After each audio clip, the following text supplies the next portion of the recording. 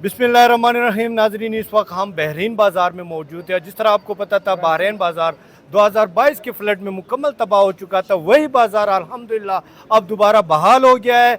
तमाम होटल, तमाम रेस्टोरेंट, तमाम शॉप के यहाँ पे खुल चुके हैं। और अभी हमारे बाहर ट्रेड फेडरेशन बहरीन के सदर खानजादा साहब, शेरबहादुर भाई, तमाम दोस्त अब यहाँ पे मौजूद हैं। आप हमारे स्क्रीन के ज़रिए देख सकते हैं। सदाबहार शरबत का इफ्तिताह करने जा रहे हैं, तो सदर साहब बिस्मिल्लाह करें और इफ्तिताह करें। दुआ करो, दुआ करो, दुआ करो।